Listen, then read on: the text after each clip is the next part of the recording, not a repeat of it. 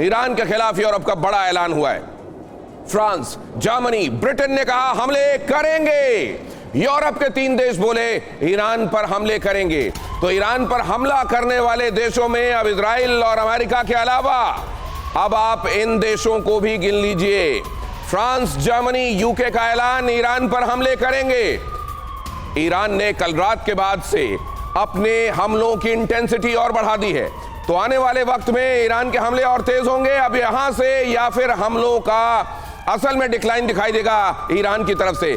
Iran भी situation को भांप रहा है। उसको यह दिखाई दे रहा है अब कि इसमें यूरोपियन कंट्रीज भी एंटर कर रहे हैं। इसमें जर्मनी की एंट्री हो रही है। इसमें फ्रांस और यूके भी अब अगर शामिल हो रहे हैं। अमेरिका अपने आप में कितना कैपेबल है किसी को बताने की जरूरत नहीं। इजराइल ने तो ईरान के खात्मे की एक तरीके से कसम खाई हुई है और उसमें अगर फ्रांस, जर्मनी और यूके भी इन देशों को ज्वाइन कर लेते हैं तो आप अंदाजा लगा सकते हैं कि इससे विनाशकता कितनी ज्यादा बढ़ जाएगी। और अभी तक वो देश जो सिर्फ ईरान के साथ शाब्दिक सॉलिडेरिटी दिखा रहे हैं, क्या वो भी मैदान में आ सकते हैं? क्या ये खतरा और बड़ा हो सकता है? क्या रशिया, क्या चाइना, क्या ये मुल्क भी इसमें शामिल हो सकते हैं? क्या ये अंदेशा बढ़ गया? और हमारे साथ जुड़ने वाले रक्षा विशेषज्ञ इसको किस तरीके से देख रहे हैं, ओपी तिवारी सर हमको आज इस चर्चा में ज्वाइन कर रहे हैं। खास तौर 700 से ज्यादा विमानों की उड़ान हुई है ईरान पर हमले के लिए। और ईरान में अगर कल तक की बात करें जो हिसाब लिया गया था, 2000 से ज्यादा बॉम्ब गिराए जा चुके थे उस समय तक।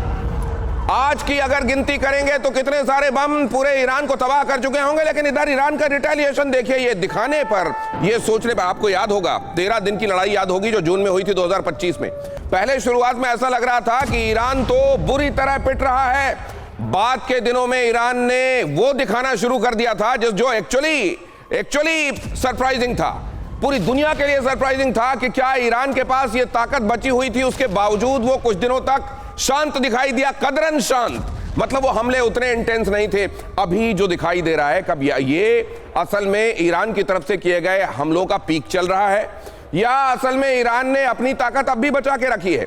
आराफी की एंट्री के बाद से पूरा सिनेरियो क्या बदला है? खमनेई के मुकाबले क्या आराफी की लीडरशिप में ये जो अस्थायी काउंसिल बनी है अभी, क्या वो ज्यादा एग्रेसिव दिखाई दे रही है?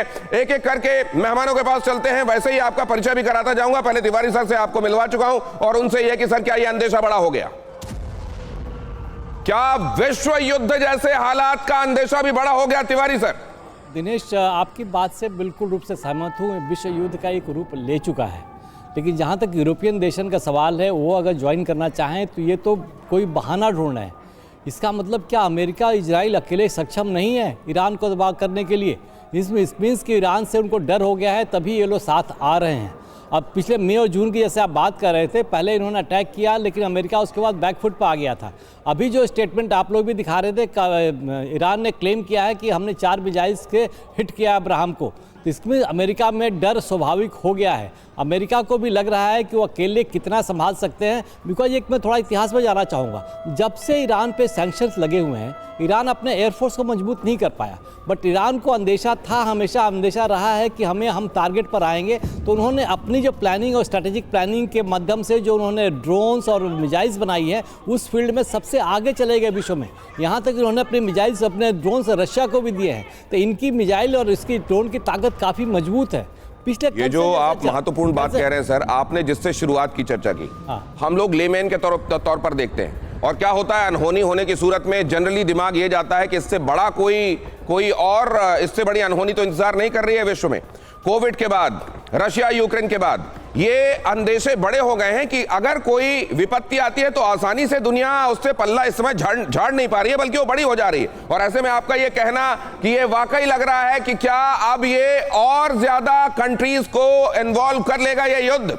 प्रोफेसर सतीश कुमार हमारे साथ, विदेश मामलों के जानकार, जो कि स्टूडेंट्स को पढ़ाते भी हैं, बताते भी हैं कि कहां कौन सा देश क्या कर रहा है, उसके मायने क्या हैं इस समय दुनिया भर में जो घटनाक्रम चल रहे हैं। एक बात सतीश सर ये आई थी कि 2025 जून में इजराइल ने अपने बूते शुरू कर दिया था हमला। ट्रंप चाहते नहीं थे पहले शुरुआत में कि वो हमले में आए, वो इस लड़ाई को ज्वाइन करें। लेकिन बाद में कहते हैं फॉक्स न्यूज देखते हुए वो बड़े एक्साइटेड हो गए थे और उनको ये लगा था कि ये तो गजब कर रहा है इजराइल और हमको भी ज्वाइन करना चाहिए। और उसके बाद उन्होंने 22 तारीख को जून में यह फैसला लिया कि अब हम मिडनाइट हैमर करेंगे। क्या ये वाकई ये बाकी दूसरे देशों को भी ये लगने लगा है कि ये इतिहास एक तरीके से बन रहा है और उनको भी इजराइल और अमेरिका के साथ खड़ा दिखाई देना चाहिए? क्या इसलिए फ्रांस, यूके, जर्मनी ने ये किया है, या उनको लगता है कि ईरान को कंटेन करने के लिए हमारी ताकत की भी जरूरत इजराइल और अमेरिका को पड़ेगी? बिल्कुल, देखिए दिनेश भाई, हमको इस बात का अंदेशा था, लेकिन ट्रंप जिस तरीके से चुनाव जीत कर आए थे, उस चुनाव का मुद्दा था शांति, कि हम डायलॉग के थ्रू ईरान को समझाने की कोशिश करेंगे और समस्या का समाधान करेंगे। लेकिन परिस्थितियां प्रतिकूल होती चली गई, और प्रतिकूल इतनी हो गई कि अब ईरान को यह अंदेशा था आज नहीं तो कल आक्रमण इजराइल और अमेरिका की तरफ से हो सकता है, और जो हुआ। अब यहाँ पर यह देखने की बात है कि यूरोपीय देश जो नाटो के मेंबर्स हैं वो भी इसमें शामिल होते हैं, और उसकी प्रतिक्रिया में चीन और रूस केवल शाब्दिक समर्थन ही करते हैं या फिर वो भी मैदान में कूदते हैं, क्योंकि अभी तक चीन और रूस ने यूएनएससी की बैठक बुलाने की गुहार लगाई है कि यूएनएससी का बैठक इमीडिएट बुलाया जाए और इस क्राइसिस को का समाधान खोजा जाए। तो ये एग्रीवेट करेगा। देखिए, ईरान इतना मजबूत नहीं है कि इजराइल और अमेरिका के सामूहिक शक्ति का वो सहन कर सके। तो निश्चित रूप से चुनौतियां, इंटरनल कॉन्फ्लिक्ट भी ईरान के भीतर है। आप ये महत्वपूर्ण बात कह रहे हैं सर जी, यही बात तो दुनिया जानना चाहती है। अरे अकेला इजराइल भी अगर ये ठान लेता तो बहुत था। इजराइल के साथ अमेरिका है, और अब क्या इनके साथ यूके, जर्मनी, फ्रांस को वाकई, और ये वही यूके है जो पहले कह रहा था हम डिएगो गार्सिया का इस्तेमाल नहीं करने देंगे। ये वही यूके है जो कह रहा था कि हम अपने यहाँ के बेसिस का इस्तेमाल अमेरिका को इस लड़ाई में नहीं करने देंगे।